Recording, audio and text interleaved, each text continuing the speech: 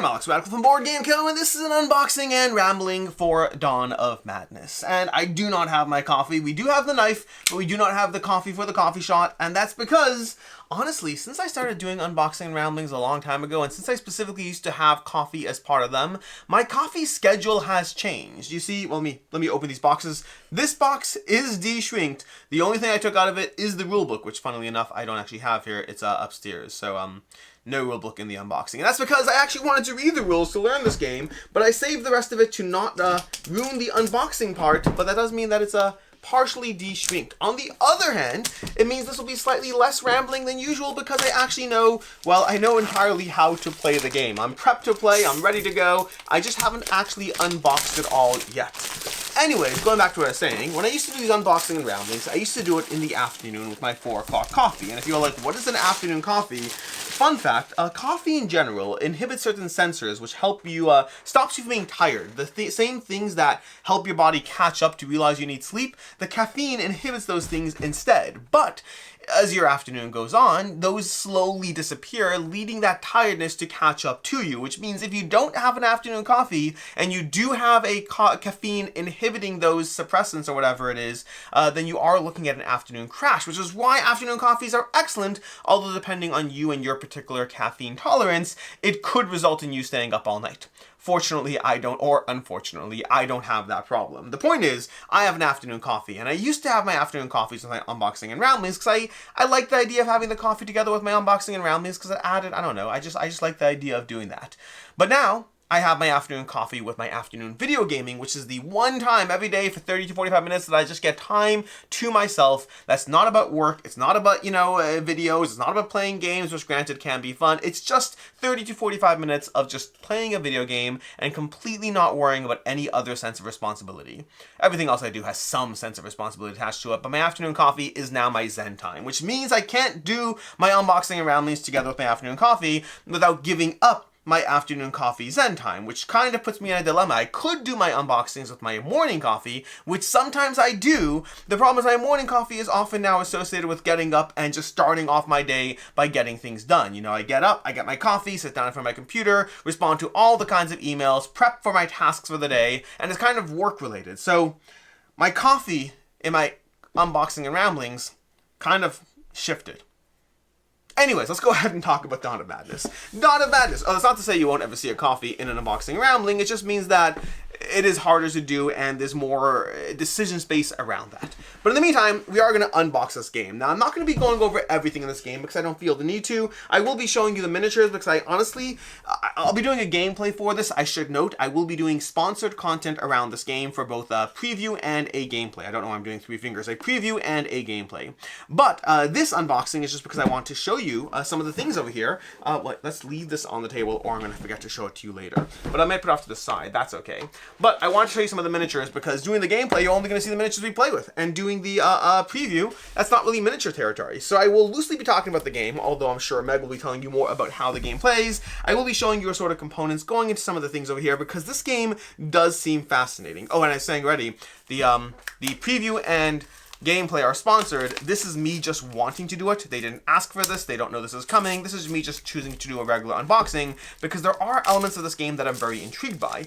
Part of which is the fact that this is supposedly very much not a appropriate game for kids. Meaning, this is one of those games where they warn you, no, this is adult content over here. I don't know what direction and theme that content will go, but it's got a actual, horror theme going on. This feels like it's like Mansions of Madness to a degree, but with a whole lot more adult vibe going on as far as the things. Now, I assume that means more things like, I don't know, a hand reaches out from her eyeball and grasps your mind as you feel torn and you see your guts spilling out. I assume it's more stuff like that. This is the board, by the way.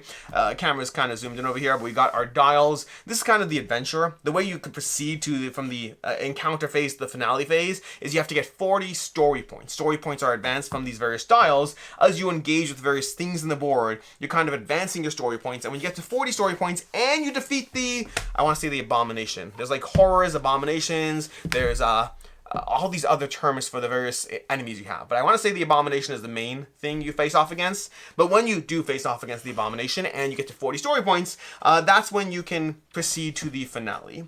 Anyways, what was I saying? Adult content. So yeah, so it does seem to be a very adult content in terms of the warning, but I don't know how far that warning extends. Again, I kind of assume just generic horror, but like scarier than your, 8-year-old might appreciate. Although I guess it depends on your 8-year-old. I have 4 kids. I'm kind of going pretty fast as far as the talking, I realize, despite the afternoon coffee. I did already have my afternoon coffee. Also, if you're new to the channel, I do talk fast, and my unboxing and ramblings are kind of unboxing and ramblings. I warn you at the beginning, I warn you in the title, I warn you, so it is what it is. But, like I was saying, it depends on your kid. I have multiple kids, and one particular kid who is definitely on the younger side loves anything to do with any sense of horror. The other one, his older brother, doesn't like anything to do with any sense of horror. So it really does depend on knowing your kid, what will actually keep them up at night, what will prevent them from having good sleep, and therefore prevent you from having good sleep.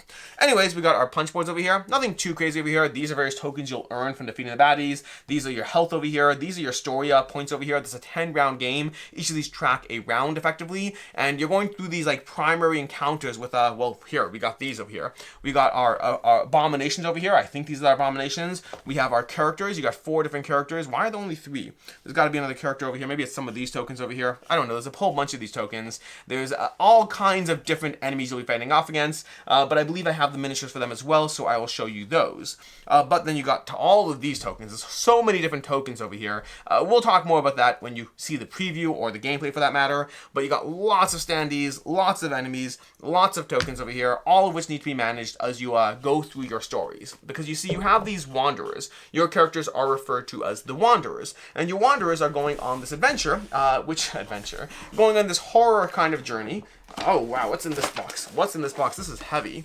Oh my gosh, cards. That makes sense. Cards and tokens and sheets. We'll go through all this stuff over here. We got our wanderer boxes over here. I'll see what I take out in different ways. We got our storybooks over here because we got individual storybooks for each of the wanderers. Because effectively, let's say we're playing as Linus in the game. Linus will have his particular book that you're going through because each character has their own journey. So if you're playing with Linus and Emily, for example, you're going to choose a central wanderer's story that you're playing through. That's the way this game plays out. You're not really going on a quest of like, the mission in the dark. No, you're going through Emily or Linus. You're going through Linus's backstory, and however many characters are playing, they're all exploring that particular story.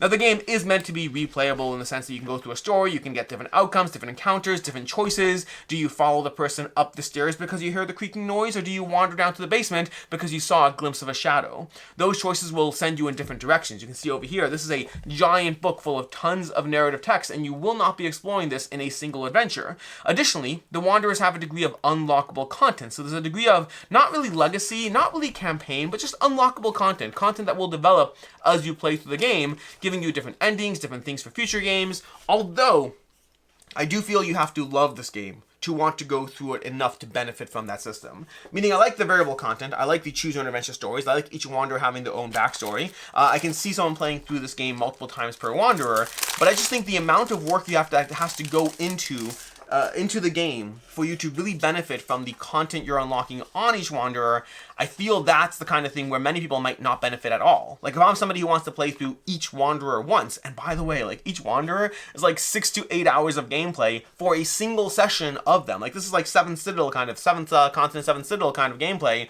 where you're going through a whole lot of gameplay on each adventurer's core story. Which means, again, if you're playing through Linus' story, you play through 7-8 hours, and then you unlock a few cards. You'd have to play through Linus again, or at least utilize Linus in a different story. So there is that benefit in order to benefit from the additional content you're getting. So again, for many people, I feel like you're not going to really see or benefit from that additional content. The concept's cool, and the concept will reward those who really dive into it. Here's a quick reference sheet, because these are very helpful. This in particular, by the way, I was hoping this would be here. You don't understand why, but again, I read the rules, I'm ready to go, and there was one particular section of the rule book where I was like, dear Lord, I hope they put that on a player aid. And they did, so kudos to them. There's rules I can remember, like the core actions you can take, but there was a specific thing where each color of an attribute can be used in conjunction with your mental stamina or whatever it's called in order to boost that, and I was like, I'm not going to remember that. I hope they put on a player aid, and they did. So kudos to Dimension Games for doing that.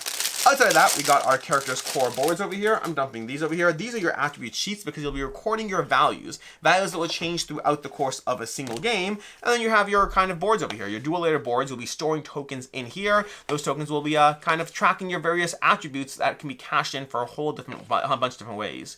You have your starting health as well as your starting mental stamina. Again, I don't remember the term for that. That's your mental stamina, which is also your action point system, as well as your initiative, which is a fun little system where effectively you kind of have the system where a monster might have, let's say, 4 mental stamina and you have 6. But if you spend 2 points on something, you go down to 4. And the problem is monsters go before you in that row. So now the monster has 4, you have 4, they're going first. They spend 3 in attack or something like that, cause you some degree of unimaginable horror. Again, the hand reaches out through your eye, it rips out your entrails, shoves them into a little pie and bakes it to the other wanderer. I have no clue if this is in the story or not. They just say adult content and I assume that kind of thing. They go down to 1 and now you're at 4, so you spend 2, which brings you down to 2. You're still ahead of their 1, so you can go again, and then they finally go until you both go down to 0. So think games like Patchwork, but with less quilts and more violence. Here we got some of our, again, I don't remember all the, I think these are the main abominations, if I'm not mistaken. We have aggression, frenzy, fury. Yeah, I think these are the main abominations you'll be facing off against. They have their own little AI system over here, as well as a whole bunch of stats or things to be mindful of. But this is going to be their action economy. Let me zoom in a drop more so you can see some of the stuff. But effectively, we got our core system, which will tell you how they activate and what they're doing. They kind of go through a chain of different options, often involving their confrontation cards. They have their own deck of cards that they're going to be going through as well. Outside of that, we got our general enemies over here, which I say general enemies, and I think this is the general pool. My assumption is the specific enemies will be in each wanderer's box. You see these general enemies over here, we have things like Bile, and we have Contagion, and Sputum, and Herald. These are going to be enemies that you have to face off against that are going to have their own much smaller thing. Like, I don't know if you saw, but like someone like Bus over here has 22 health. That's a lot of health, but the good news is once you kill him, they're gone forever. Whereas these characters are constantly popping up. 5 health, not necessarily as dangerous, but you still need to deal with them, and they all have these little passive abilities that are going to make your life harder. Everything on the board makes your life harder, so you can run from it, but you can't escape the sense of paralyzing doom that they are inflicting upon you in the sense of mechanical restrictions on you as you play through the game. So there is that. And again, you have individual, again, I want to say it's abominations and horrors if I'm not mistaken. You have individual horrors that each character, each wanderer will have as well that are specific to their encounters. We got these. These are going to be little attribute tokens that go into your little bubbles to track the various things you have. That's going to be one of the more confusing things. Honestly, I just recommend watching the gameplay if you want to see how that system works. But you kind of have these dice over here, and when you roll a dice, you have the color of a die, but then the color of the die also has different numbers on it. So, for example, we have this little hand over here. We have this, I believe this is the circle. I think this is called circle. We have a hand. We have a brain. No, that's not brain. That's the skull. The brain is going to be, let's find the brain. The brain is going to be this one over here. So you have the brain.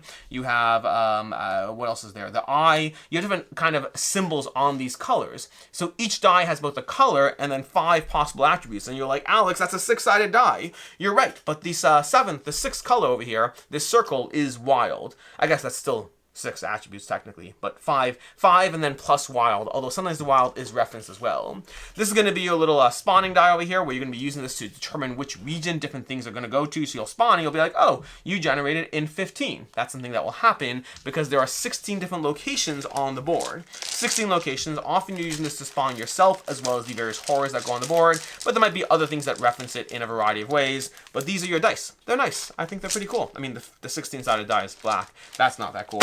But that's it is what it is. Now cards I'm not going to be going through in this unboxing. Again, despite the this is semi-rambling. This is still a rambling and this is still an unboxing and rambling, just with a whole lot more information about the game being thrown at you. But I'm not going to be opening up these cards, and I'll tell you why. Because I am terrified if I do these cards on camera.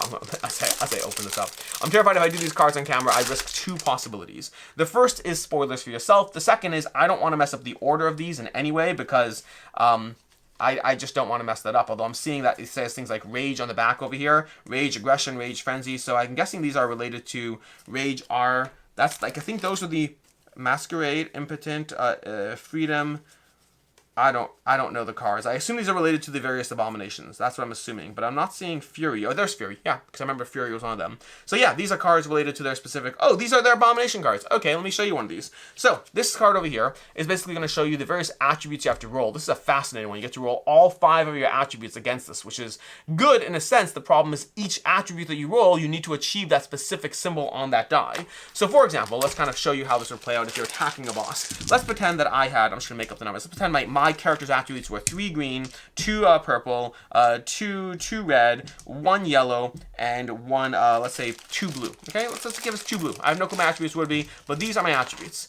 Because I can roll all 5 of these, I'm going to roll all 5 of these and then try to match the symbols to those cards. So for example, I got the brain on blue, I got the skull on green, I got the eye on yellow, I did not get it on red, and on purple, I got the circle on purple. So the only one I'm missing is I'm missing red, where I actually needed the wild side on red, which I did not get. The good news is there are ways to re-roll dice, or to alternatively suspend things from your personal board to make up that loss. But if I were to do that, I would then deal 4 damage to the boss, I would get 2 of this resource over here, which I can use to buy other things, and this card would move away from the boss's active cards into their next deck. So that's kind of a general idea. But let's take another card from this over here. Let's pretend we were doing the exact same thing against this boss, but this time, if we were rolling... Oh, that's a bad card. I was going to say we might roll this card next, but this card might come out next. The problem is I only have 1 yellow die. So on this card, I'd be rolling only a single yellow. I'd roll the yellow. I didn't get any of those symbols, plus I'd have to cash in things to my board. So you can see having multiple wanderers is helpful because sometimes you are stuck with otherwise the wrong symbols. Outside of that, we got these cards over here. We have our Butcher Knife. I'm going to show you this one card and that's it. Butcher Knife is going to give you certain attributes. You can cash these in for certain things like giving up the card. But we have when dealing at least 1 damage during your attack action, you may spend hand domains to deal X additional damage. X is no more than 3. Oh, that's fun. So you can spend these. If you have a Butcher Knife, you can spend these to go ahead. Ooh, that's pretty cool. So if you deal only 1 damage, you can then spend these to deal more damage. So that's kind of these fun little systems over here. There's a lot of dice rolling in this game. This game is chock full of dice rolling, but it's also chock full of dice mitigation. I haven't played it yet, so I can't tell you which one feels more in control. Do you feel more in control of the sheer luck of whatever's happening, or do you feel like you actually have a sense of agency? We got lots of small cards over here, but again, this isn't really meant to be showing you the cards. I'm meant to be... I primarily am here to show you miniatures today, but I will go through the other stuff to get there first. So anyways, that's what we got for this box. Lots of cards, these giant books, the quick references over here, lots of things going on over here. Let's go ahead and close this up and go to the next... Give me a second there. Go to the next thing over here. So we got these, we got those. These are all now resting on top of that, which is resting on top of another box. So we got our Wanderer boxes over here. So for example, let's pull out Claude's box over here. I'm going to show you a single box just to show you what's kind of in here. I don't know who I'm playing as in this game yet. I don't know who I'm playing as or who I'm playing with. Like what's the main Wanderer story, as well as what Wanderers are coming along for the ride. But we have their little pack over here giving you all their contents. Now, again, I'm not going to heavily go through this over here, but this gives you, these are their locations. Again, I can't remember the name for them, but these are their main locations that go onto the main board. So you have these 16 locations, and they're randomly distributed, and they all have different icons as far as what you're exploring. If you explore the secret tunnel system, you'll be going to 178 on that. If you explore the old townhouse, you'll be going to the house and its ghosts. So you have different options there. Additionally, these regions over here determine how horrors come into play with certain weaknesses, as well as your ability. If you're in the clue room, you can go ahead and roll 3 blue dice to generate 3 blue attributes, which could be very helpful. If you know you're dealing with that yellow card and you're weak in yellow, finding a room that's strong in yellow, maybe this one over here with 2 yellow. Is there a 3 yellow? Yes, going to the Ceremonial Hail would have been great for that character to be able to augment some stats over there and gain those. You can do that once per round to kind of gain and boost various stats. It's a very stat-based system with a lot of exploring. So it's adult themed, lots of exploring, very narrative driven. Here are your individual monsters for those wanderers, the horrors that are specific to that wanderer's journey. So that, yeah, nothing crazy over here. This is kind of what I expected to see, but I don't know. I'm just going to put it back. I'm just going to put it back right now because I don't want to mess it up too much. And that's going to go into their particular box. And we'll open all this up later because, like I said already, I will be going through this much more in detail. And I'll put this over too because I kind of liked how I was able to pull that out over there, which was very helpful. Or at least I'll try to put it over. Let me see if I care enough Look at that. There we go. Do each of them have one? No, just this one. Oh, and that's all we got. That's what we got in the box over here. You got each of the characters boxed over here. This, again, was actually very helpful because it lets me pull out one of them, which without having to like pull from the sides, and then you can easily access the rest. But that means it's time to put this box away and look at this other box and see what we got, which I'm pretty sure is miniatures, but I'm not actually a 1,000,000% certain, I realize, because I don't actually know what's in that box. But let's go ahead and find out. Anyways, we're going to put this away right now. Fortunately, I don't need that rule book because I already know how to play. I'm like 99%. There's like things that I need to touch up on, but generally speaking, I'm excited to dive into it. This is interesting. It's one of those games that's been a little overwhelming. It was a long wait for it. Did I say, by the way, that there's an upcoming crowdfunding campaign for this? If I didn't say that, I should be saying there's an upcoming crowdfunding campaign for this, a reprint and more content for the game. So if you either like the game or you missed out on the game, you can go ahead and check that out. That's why we're doing a preview and playthrough. Let's see what we got over here. We got miniatures. I was indeed right, but let's go ahead and see them. Okay, so we got a whole bunch of stuff over here. Let's pull some of this stuff out, show you the miniatures. And again, the main reason I want to do this is because, sorry for the noise. The main reason I want to do this is specifically because of the fact that the gameplay will only show you the miniatures that show up, which means you'll only see one of the 8 abominations in the game. And then additionally, there's other characters as well that you might not see. So just showing you the various miniatures for the game so you can get a sense of those because you won't see it in other stuff that we do for this. Now, I don't know their names, so don't expect me to know their names. Is there tape on here? Why won't this come off? Is it just like... There is tape. There is. There's the tape. I thought it was like pulling up weirdly, or not at all, I should say. And then that's going to come off over there. Okay. So, we're going to go through each of these one at a time. Oh, I should save these ones for last. Let's save the cool ones for last. Let's use these ones second last. This is a helpful little thing to show you that. Okay, let's do this in order of like miniature size. So, we're going to do this box over here first. Does this have any tape on it? It does have tape on it. So, let me pull off this next batch of tape and then show you these miniatures. Because we're all zoomed in already because that's what we're trying to do today. Okay, I think that's enough to pull this off. Nope, we got another piece over there. There we go. Okay, I'm not going to show you all the miniatures, but I'll show you enough of them. Okay, let's put this over here and then show you some minis. So we got our individual characters first, I believe. I don't actually know who the characters are, but I assume these are going to be some of your characters as far as this goes. Now these, by the way, I should have said this already. Dawn of Madness is from the same people who did Deep Madness. That's Dimension Games.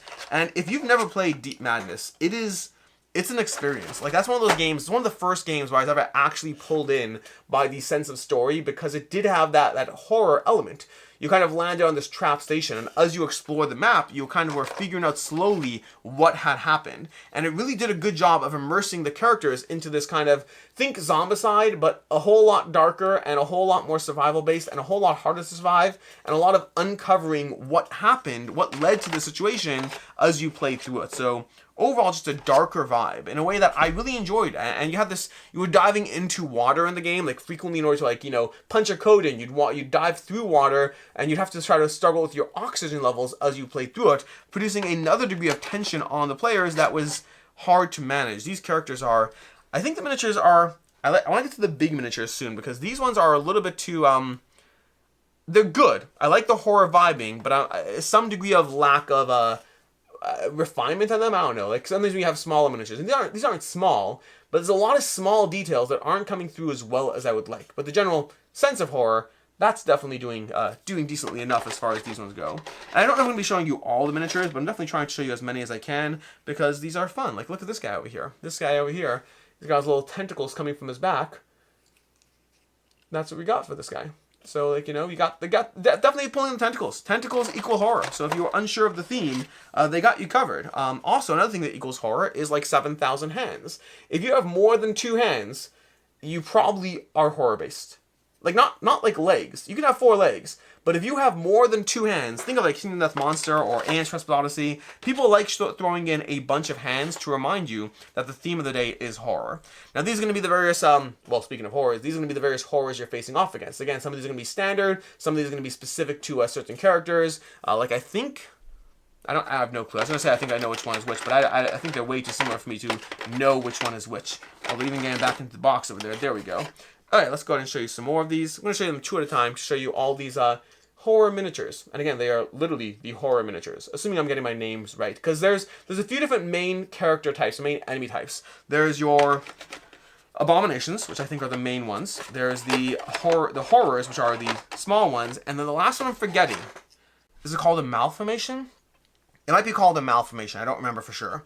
But basically, when your character dies, you can die in the game and you don't die per se. I mean, you die, but you don't lose. Each character can die, I believe, 3 times, and the 4th time a character dies, you lose the game. That's one of the ways you lose. The other way is if you're both dead at the same time. So you win if you accomplish 40 story points, although you could play to a lower count, but they say you'll get less story. So you get 40 story points and defeat the abomination. That's how you get to the finale and then play the finale. But the way you lose is either if all characters are dead at the same time, or alternatively, if a character receives its 4th wither, which means it died for the 4th time. But along the way, when you die, and it's not the 4th time, you're basically going to spawn again, I want to say it's called malformation, I might be wrong about that, but you spawn this malformation, which is a darker version of yourself. So now you suddenly have your own dark version of you on the board that has to be dealt with. So try not to die, because it's not great for morale. But honestly, morale you can get over. It's the giant monster hunting you down that is a little harder to get over. Like, I can get over death. Like, that's just something that got in the way. But that giant thing with arms that's trying to kill me, it looks suspiciously like me, that is a whole different nightmare to deal with, literally. We got these over here. I'm assuming, because of the fact that there were like 3 of these, like these are 2 versions and there was 1 more, I'm assuming these are a malformation. Like, having 3 very similar miniatures, I would assume that that is a malformation of a particular character.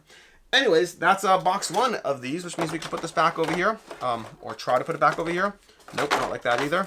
Probably like that. There we go. We're going to put it back over here, and that's box 1, which brings us, this was not on the bottom. This might have been on the middle. We'll see. Which brings us to box 2.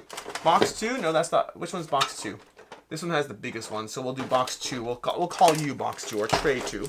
Also, it's the one where I didn't take the tape off yet, so I need to take the tape off. But these are, again, the various thingies you're facing off against. The plastic is falling apart, I'll say that. But as long as it's the plastic alone, nothing else, I don't think it's a big deal. Ugh. Okay. That was like a grunt, but that didn't need a grunt. That wasn't hard, it was just tense. Okay, let's pull out some of these miniatures over here and see what we got. We got bigger miniatures. Honestly, I didn't do the smallest to biggest. I should have done the smallest to biggest, but this is going to be a bigger thing facing you down on the board that you have to deal with. So, probably a horror. Like, there's going to be 8 horrors. 8 abominations. Again, I'm doing that right. There's lots of terms. We got some of these snaky things. Let's go. Well, let's show you this one and this one. Let's show you these 2 right now. So we got these 2 over here, and these are nicer, by the way. The larger the miniatures get, the more detail they have, which is, well, I mean, that just makes sense, but it does result in nicer miniatures overall. Nicer meaning quality, not necessarily like the level of tentacliness to it. Like, horror has a theme. Like, there is horror out there that is not based off of how tentacly things are. If you want one of the creepiest things that I've ever had to like deal with in a TV show or a movie or whatever, it's David Tennant in Jessica Jones. David Tennant in Jessica Jones, no tentacles, no like, I don't know, limbs from different places, no multiple arms, but sometimes you could be a monster without actually looking like a monster. Also Joffrey, like from Game of Thrones. There are things out there in this world that are scarier than tentacles. In fact, tentacles, if you ever watched Monsters, Inc., sometimes tentacly monsters are just, misunderstood. That can happen. I assume this is a malformation again, because we kind of have 3 versions of this. Like, we got this one, and I'll show you the next one in a second over here. And then we got this one, which is, again, kind of similar. So whenever you have 3 similar ones, I assume they are malformations, based on my understanding of malformations. Speaking of which, well, these might be malformations, but there's 4 of them. What do you do if there's 4 or something? Because we got 4 or something over here. These kind of scorpions made up of multiple limbs and body parts. Like, again, these are pretty nice. Like, these things are why I wanted to do this unboxing, because the miniatures are pretty cool, and you're not going to see all of them in the other stuff. You'll see whichever ones show up. And these ones got the actual stinger part going on. So you see we got 2 bodies and 2 stingers.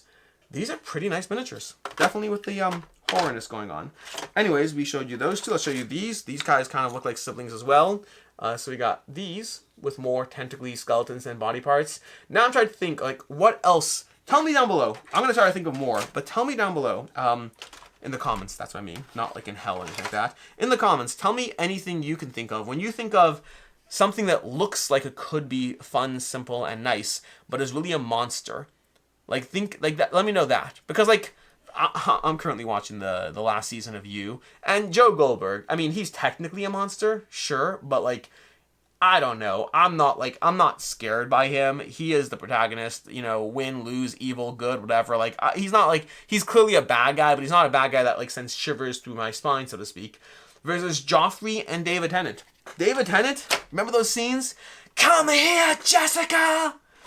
Oh, I didn't do it justice. He did it justice. He is talented.